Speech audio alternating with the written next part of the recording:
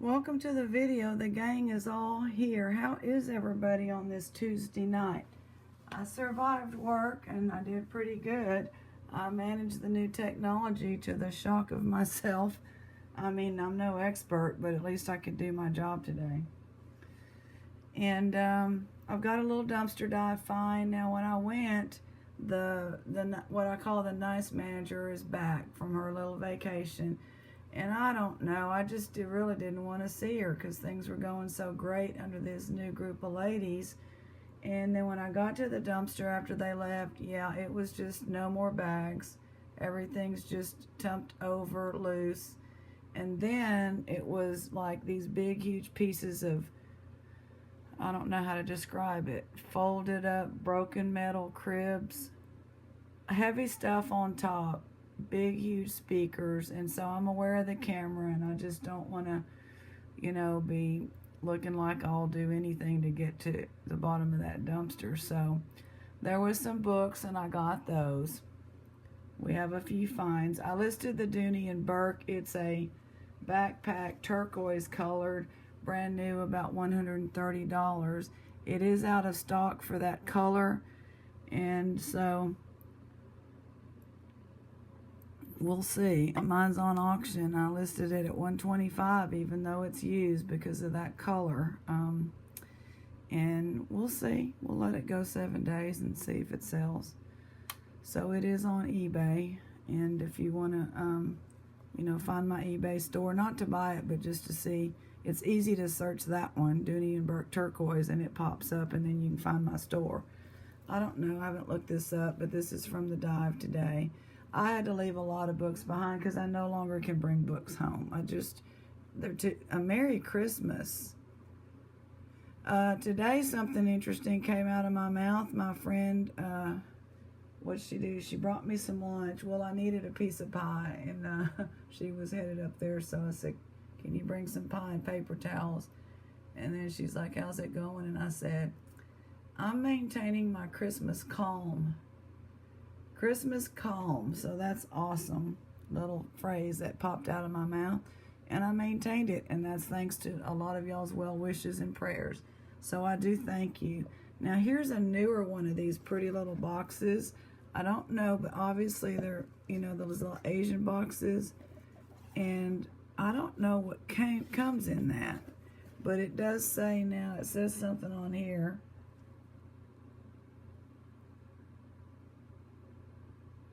What, collegiate license product? I just have no idea. I'm stumped. So, looks like a upside down coffee cup or something. That's too nice for a coffee cup. My hand's a lot better, but it's just not, if I leave the thing off, it starts hurting because I forget about it and I start, doing things. So it's, check this guy out. Isn't he cute? Yeah, no bags. And I don't know. She knows who I am if she looks on the what you call it. By looking, I mean, it would be tomorrow morning, or when they go, they would have to say, who comes by right at 5 o'clock when we're gone? But I've done that ever since she's been the manager, until I couldn't do it anymore because of the competition. So, maybe it's a good thing she's back and the manager, and she knows me. She knows I like books. She used to set books out instead of throwing them in the dumpster, but they threw them all in the dumpster today. I still haven't seen the competition that drives the truck. I don't know what happened to him. I hope all is well, but I sure don't miss him being over there, getting stuff. Look at this. Now, I know some of y'all, Sandra, I know you're a horse person. A lot of y'all are horse people. In the dumpster, this looks like a really nice book. Fundamentals of Riding. This book was first published in Switzerland in 1942 by Albert Müller Verlag in Zurich in the German language under the title Reiten Lernen, Learning to Ride. The 4th edition was published in 57. Is this, okay, now this is a 64.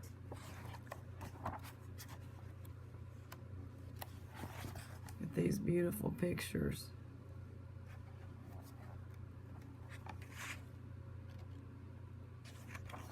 The takeoff, the jumping, the landing.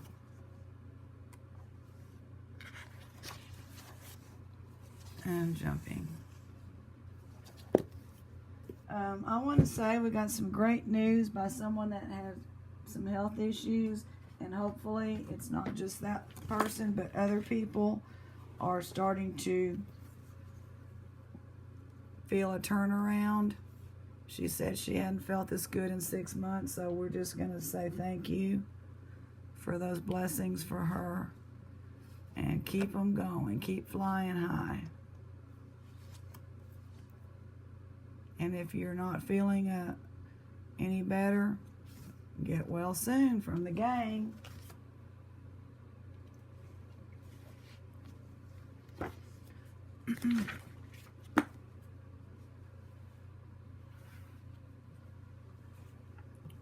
I just picked some books off the top. There was a lot of cookbooks, but I have plenty. I don't have anywhere to put them.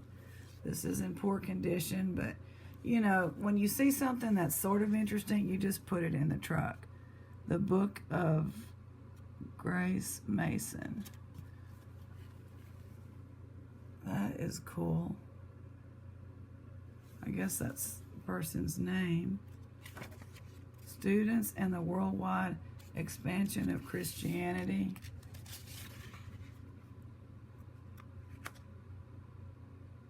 Addresses delivered before the 17th International Convention of the Student Volunteer Movement for Foreign Missions, Kansas City, 1913 to January 1914.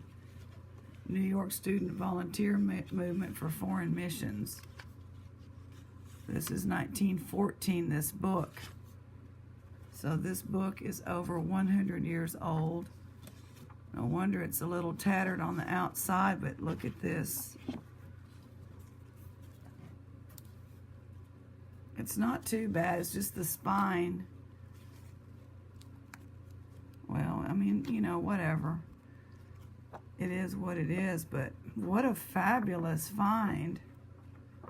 That is really unique, too, that topic.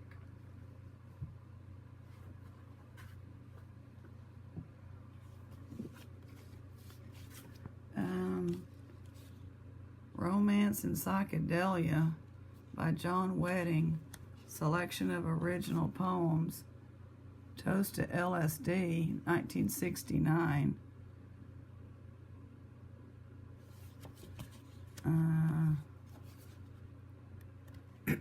Okay.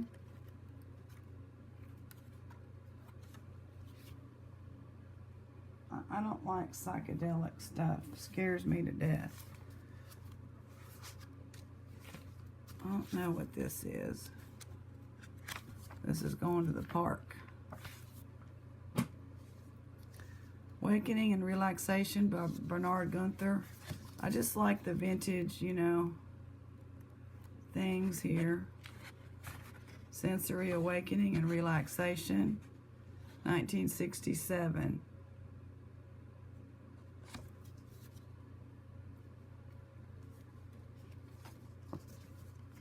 Keep in Touch with Massage by the same person, 67. Big Sur, California. This is so 60s, all these, this little group. The Camp Lejeune Platter Parade. Is that the, I don't know, prize-winning recipes. Looks like we've got 2 books here that are held together, barely. A collection of recipes from State Fair of Texas food contests. And then Camp Lejeune, I don't know who that is, what that is. I like that. The York Story. Oh, this is interesting. Is an exhibition in St. Mary's Castle Gate, which tells the history of York through its buildings. This book is written as a guide to the exhibition and a general guide to the city's history, published by the York Castle Museum, England's most popular museum of everyday life, City of York. Wow. Look at that. 1,000 years of city history. Medieval York is a busy port. Boy, they need to go mudlarking there. This is so fascinating. Under the King. The walk around the city of York. Traders and craftsmen.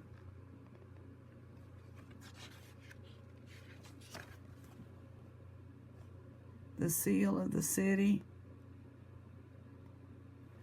Life in the medieval city.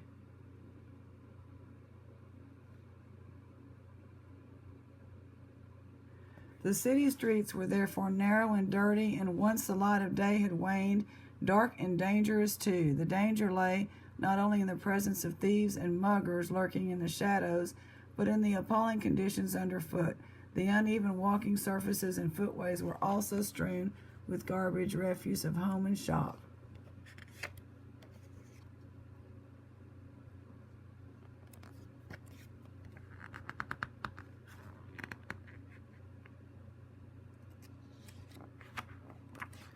Ooh, treasures of the city. Rosewater ewer and dish, gift of James Hutchinson, alderman of the city. The goldsmiths of York ranked second only after London in importance in the Middle Ages. Oh my goodness. York Gold Cup dated 1824. 1614, watch a watch. So fascinating. I wanted to get the other books, but I couldn't. Now this one, I don't know what I'm going to do, y'all. Childbirth is ecstasy. And I have to be careful. Then it's written in D, love is all there is. B.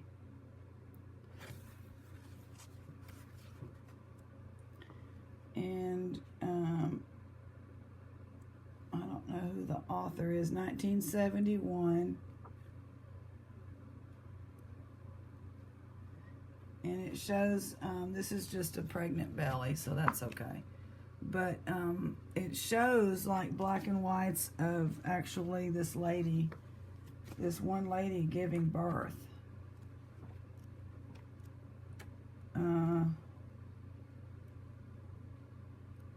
Yeah, so anyway, I can't sell that because these days that's pornography. But I can see it's a pretty amazing book.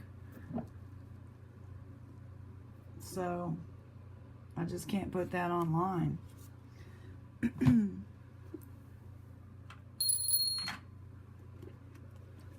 Gonna read another one.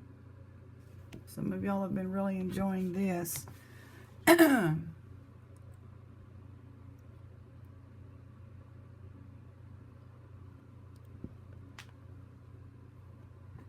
Please pass the pink peppermints. It is a continuing source of amazement to me that my span of years began when horse-drawn vehicles were the principal mode of transportation and has progressed to a point where an average of 48,000 automobiles speed daily past this tiny spot in the world where we have chosen to settle. I don't remember that we ever had a buggy. Money was scarce, so a wagon served both for farm chores and family transportation. Family travel, for the most part, consisted of going into town on Saturday nights. Now, she grew up in Nebraska, and she lives in the hill country now, or she's passed away now. On those occasions, my brother and I were, of course, relegated to the wagon bed. To ease the jolting and to provide some warmth on cold nights, my father always tossed in a pile of clean straw. I suppose it is one of the quirks of my mind that I can remember going to and from town in the wagon, but can remember nothing at all about the town itself or what we did there. I can only do some speculating based on what I remember about my family and the times. I do know it was a small town. There were probably sidewalks or boardwalks, for the streets would have been unpaved and a goopy mess when it rained. Women's skirts were still only a few inches from sweeping the ground. Those Saturday nights would have been, at least in part, social affairs, the meeting and greeting of friends and neighbors, getting caught up in the news in the town and country, totally chauvinistic, with the women discussing cooking, sewing, children, the men discussing crops, farm machinery, the weather, politics. There would have been, for some of that period, anxiety about the war, the one that was fought to end all wars, and those from the area who were involved in it. My mother would have stocked up at the grocery store. Mostly staples for meat and vegetables were produced on the farm. She probably sold some eggs. The cloth sacks in which flour was packaged would be recycled as dish towels. My father would have stopped in at the hardware store or its equivalent, for those things needed to maintain buildings and machinery. I have a feeling that may have been where a lot of the man talk took place. I have no idea what my brother and I did. There was no movie theater. Possibly we played with other children running around in between buildings, and I suspect that my shyness kept me within clutching distance of my mother's skirts. It is certain that somewhere there was a counter holding jars of gumdrops, jelly beans, stick candy, peppermints, licorice, and other tempting confections. And I know we would have been given some pennies to make agonizing decisions there. I have no mental picture of such an encounter, but cannot write about it without experiencing a tantalizing taste of pink peppermints on my tongue. Whatever our activities may have been, they left us weary, and the rides home are warm spots in my memories. Snuggled down in the straw, we slept soundly through the clip-clopping of hooves and the bouncing of the wagon as the wheels dropped into and pulled out of ruts. There came a time when my father scraped up enough cash to buy a second-hand touring car. He promptly took out the back seat and transformed the rear of the car into a truck bed. The Saturday night routine continued, straw and all, although it was a somewhat faster trip, at least most of the time. The horses must have snorted their derision on those occasions when they were called on to drag us out of mud holes. Nostalgia? Oh yes, it is easy to get mired in the stuff, to pull out our memories and view them through the mellow haze of years. Those were slower, quieter times when family values were as much a part of our daily lives as eating and sleeping. Gone forever is the excitement, the anticipation that was ours when a trip into town was a real adventure. Things lost and things gained for those of us who tend to speak wistfully of the good old days know very well that if by some miracle we were offered the opportunity to go back to them in exchange for what we have now, there would be no takers. I don't really want to trade in my aging T-Bird on a wagon and horses. Even though there is not great excitement in driving into town, I appreciate the horseless carriage that takes me quickly where and when I want to go. On the other hand, I think I might occasionally enjoy going into town in a horse-drawn wagon. Unfortunately, it would be necessary to drive on the interstate long enough to cross the Blanco River, which would no doubt quickly reduce me to a statistic and possibly place my name in the records as having caused the most massive pileup of cars in the history of Texas highways. There are real people in those 48,000 cars on the interstate coming from and going to their own settling in places. I think about them, especially when looking out across the field in the wee hours, knowing that each moving light represents a few seconds in someone's lifespan. So I toast with them a cup of herbal tea, wish them well, wish them a safe journey, wish for them a collection of memories that will include some bits of nostalgia as sticky sweet as some of mine. Y'all have a wonderful Wednesday, wonderful Tuesday night, wonderful Wednesday. See you later.